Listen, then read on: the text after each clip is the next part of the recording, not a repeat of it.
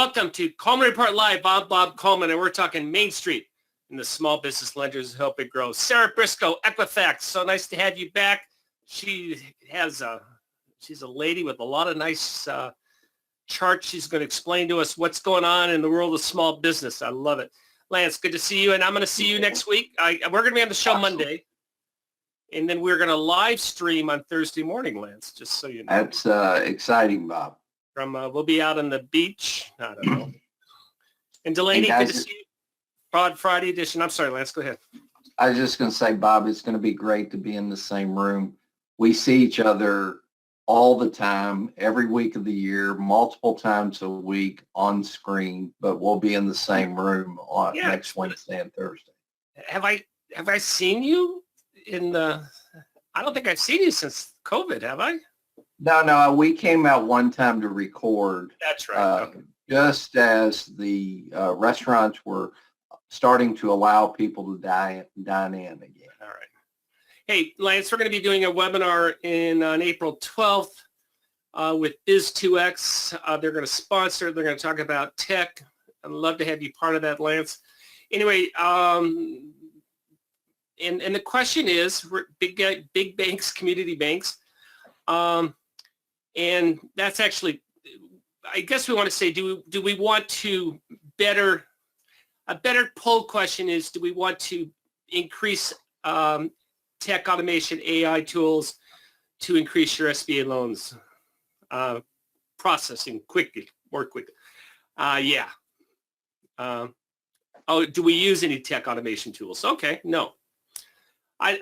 Bail me out here, Lance. I totally flubbed that up. Well, I think that a number of banks, depending on the size of the bank, probably still do it the old school way, but there are a lot, and part of it is there haven't been many choices in SBA lending platforms. Now we're starting to see several choices in automated platforms, and a great way to get the volume of your SBA lending is to use one of these platforms. Yeah, and for the 3/4 of you who said you don't use it, hop on the webinar. It's free, and as Lance said, it's one of many. We're also doing Delaney's doing a special project for us, and we're going to put together something called a Coleman Small Business Index. It was Delaney. I think you credit where credit's due, is a Sexton family collaboration. But we're going to be doing that. But we do have one question. In the last 6 months, has your institution's SBA loan origination opportunities, what have they done? And Lance, the thinking behind this is to come up with benchmarks so people can compare themselves to what's going on in the industry. Is that the plan, Lance? Well, I think that we see a lot of indexes that are created that are not specific to SBA lending. And, we need participation in this, guys, because we want to give you information specifically from SBA lending institutions. And we're not going to charge for this. Is a freebie. We're not going to charge for it. We're going to put together and put it out there, and maybe Equifax can be our peer review on that.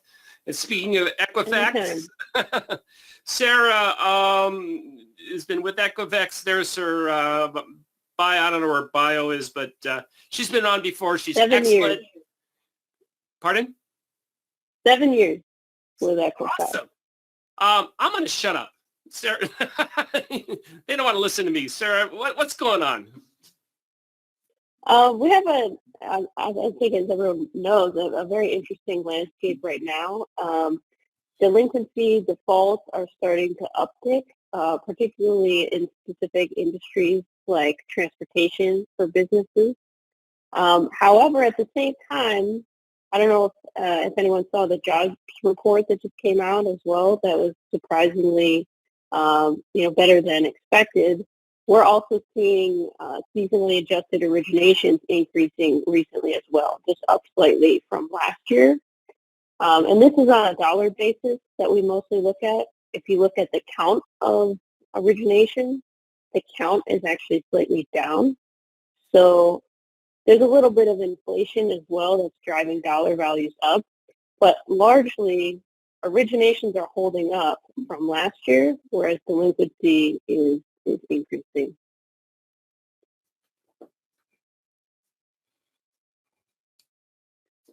This is just a little bit of economic context as well.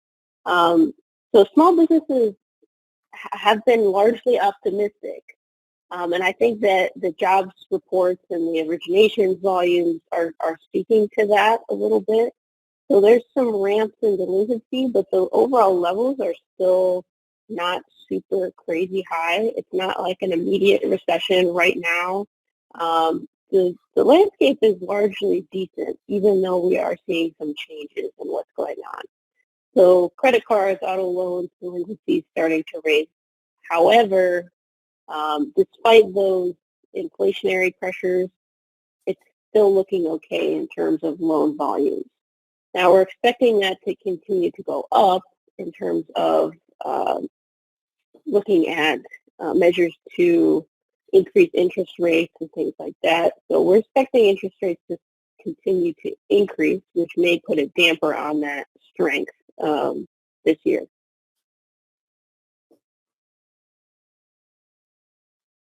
So we'll dive a little deeper into the lending environment. So as you can see, the most recent tick in 2023, lending originations for small businesses up slightly. And this does include SBA, but it's also everything else. So loans, leases, there'll be multiple types in here. So on a 3-month average, it has picked up slightly this month. But we're still kind of below what it was in 2019, 2018 levels. However, I would say given the very aggressive increases in rates, this is still largely pretty good looking. Sarah, did the results of that poll, a third say their lending's increased, a third decreased, a third the same? Does that make sense with the data that you have? I think so. On an industry basis, you're seeing quite different things happening. Right. So it makes sense to me that some would have a certain environment and others may experience a different environment. Sarah, the biggest thing that stood out in that chart for me is no matter what's going on today, look back during the Great Recession, how low that index was as compared to today. You know, we're still in a pretty strong environment compared to what we went through in 2000. In fact, that's when I was at SBA. I was working at SBA when it was down at that level. But you know, that jumps out at me, the comparison today versus the Great Recession. Yeah, since we're going down memory lane, also, if you look at the downtick in 2020, we knew that was a temporary downtick, and it was going to rebound. When we were doing that ride in 2009, Lance, we didn't know where it was going to stop. Yeah, you know, there was a big difference. You know, there was no optimism in the small business community at that time. And it was very challenging. About the only loan product out that was active was the SBA loan. You know, it's a different environment now. Certainly there's more optimism with small business owners. And, you know, again, when you look at the chart, it's, you know, we want to feel like we're in a tough spot right now, but look at where it was. Yes, that's just a great chart to that's an excellent chart to give us a historical analysis of where we are today, put everything in context. Sarah, we did not mean to. No, I'm sorry. Your presentation. No, it's okay. It's called perspective. I like that. So you can see here kind of the stark differences between certain industries. So this is going to be a theme also in delinquency, that transportation and warehousing has been experiencing some challenges. Diesel prices went up. There's a higher inventory ratio that's out right now. A lot of businesses, they have more inventory than they have kept on the shelves in a long time. So not as many shipments are going out. And then you have your interest rates. So there's some challenges there. And so transportation is leading us with the biggest origination decrease from all the industries. And looking pretty strong. Go ahead. Go ahead, Bob. I was just going to say, so this is lending. So this is industries that are getting credit. And obviously down there, food services, restaurants are back in business. That's what your chart's saying? Yeah. Yeah, it's looking better. So this is the year-over-year change. So the overall level is still not quite what it was in 2019, but it's looking a lot better than 2020 or 2021 or 2020, early 2022 even, for those businesses and hotels and travel. It's all looking a lot better. Great. Here we go. So this is the delinquency index, and you can see towards the tail end of 2022 and then coming into early 2023, we've been seeing a series of increases, not really slowing down, it's picking up a bit. But as you said, Lance, look at the context. Yeah. So it's look at the Great Recession, and times were tough then. Yeah, I mean, we were looking at really low delinquency. I think everyone on the call probably knows. We were looking at really low delinquency. We were living the good life, and it can't last forever. So the delinquency is going up, but the sky is not following. The level is still a manageable level, but we do need to keep an eye on certain industries, maybe certain risk factors, and keep ahead of collections and that sort of thing to make sure that things don't get out of hand as this trend continues. This is the industry look. That blue line that just goes straight up is transportation. So transportation is now the highest delinquency industry. This is 31 to 90 days past due. So still looking at light delinquency increasing. The increase for default for 90 plus days past due is a little more subdued. But it's something definitely to keep an eye on as the shipments decrease and some of the warehouses close, that the transportation industry in particular is really starting to spike from what was close to the lowest delinquency rate ever in 2021 to 2022 period. So you can see that transpo almost more than doubled since last year.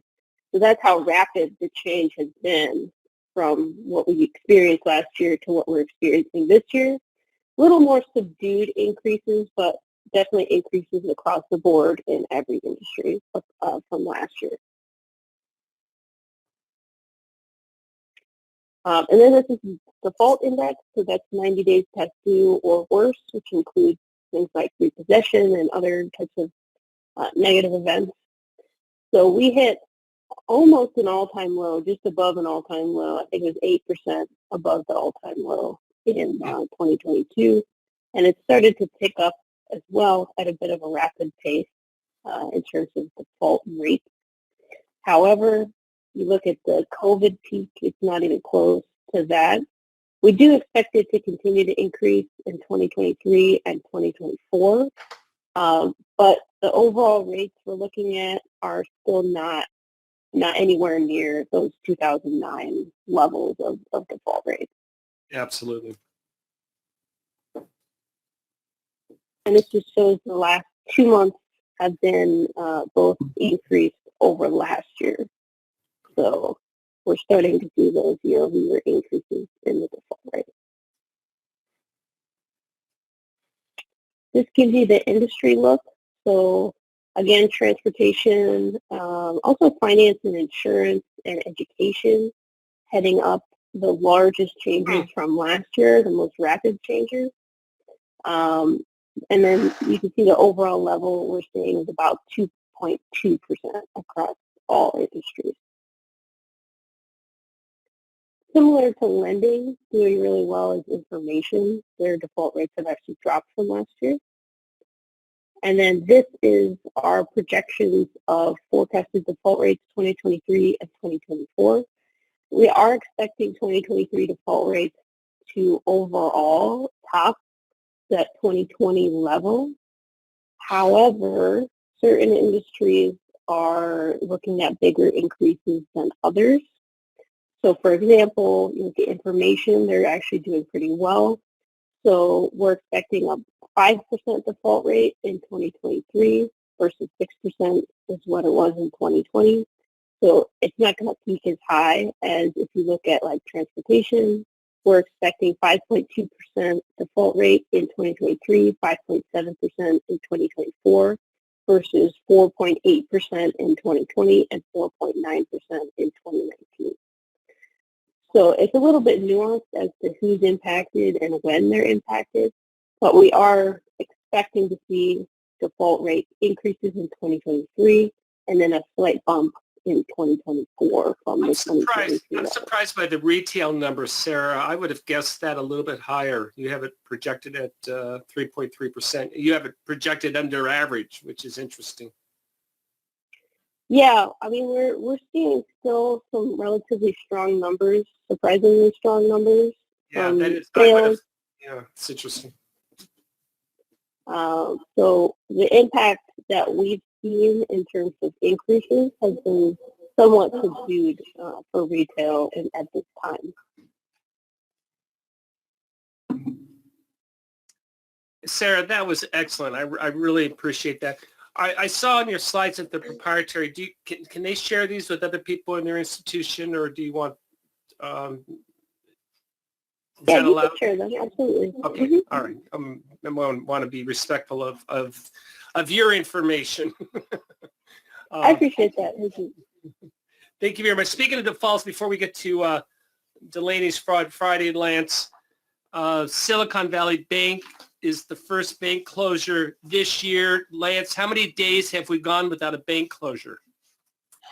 It's been a long time, Bob.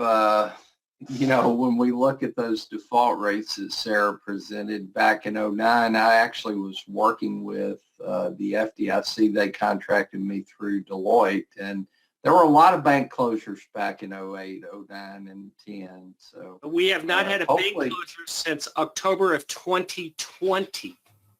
Yeah, this is the first bank closure in 2.5 years. So yeah, so it's been a long stretch of banks being very healthy. I think overall banks are healthy right now. So hopefully we won't see an uptick in bank. Yeah, the reason also is they had a bad model. It's not. We're not back to where we were. A bank was closing every week. Yeah. They had a bad business model, not an economic problem. Real quick, Delaney, sorry, you're being very patient. What did Ms. Miller do besides the private jet and the Louis Vuitton bag and all sorts of stuff? Yes, Danielle Nicole Miller, and I think this might be the first case I've seen of this. She was taking people's personal identifying information from the Registry of Motor Vehicles in all of their accounts. She was using this to open bank accounts, make fraudulent charges, and apply for EIDLs. She received $102,000, but she applied for $900,000. You know, I can't say for sure, but I will say a big aspect of getting caught up in this is potentially flaunting all the private jet trips, luxury hotel rooms, cars, bags, luxury apartments. And her ankle monitor, that just cracks me up. Look at that down there. Oh, she does have an ankle monitor. She does. I got nothing to add. It was quite interesting to see. I'm sorry. Go ahead. I think this story, and probably I think we've covered quite a few other stories involving social media posts. I think this should be a testament or a testimony to be thoughtful about what you post online. Also be thoughtful to not commit fraud, but she is now guilty. We'll have to see what her sentence is.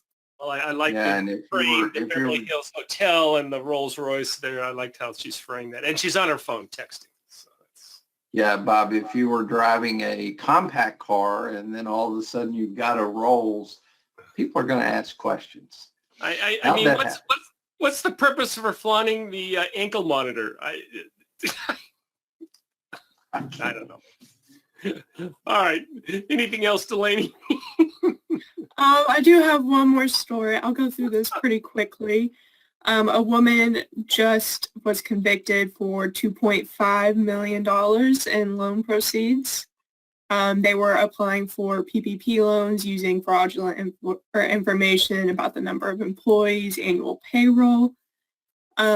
She actually went to trial, but her husband, who was involved in this scheme, did plead guilty. And Bob, your favorite part, they used the funds on a Lexus, a Cessna aircraft, personal taxes, a down payment on a luxury residence, and jewelry, clothing, accessories, all of the classic works. So he could only do a Lexus. Okay. He did get an aircraft, so I mean, I think that might balance it out. Now, the aircraft, Bob, ate up most of this. I used to do a little bit of aircraft lending at one of my posts, Bob, and that aircraft ate up most of that PPP money. That's very good. Delaney, thank you very much. Lance, thank you very much. Susan, Sarah, that was great. I really appreciate you taking the time to come on and do that. Let's definitely get you back again. And as I said, next week, we're going to be at America West. Check us out. We're going to be doing some live streaming. We're doing some interviews. So look forward to seeing you all there. Thank you very much for joining us today for Coleman Report Live and for supporting America's Main Street, one entrepreneur with ankle monitors at a time. Have a great day. Thank you for joining us today for today's episode. If you like today's content, hit that subscribe button to subscribe to our channel and click that bell icon to get notified about our latest videos. Thank you again for joining us today and for supporting America's Main Street, one entrepreneur at a time. Catch you next time.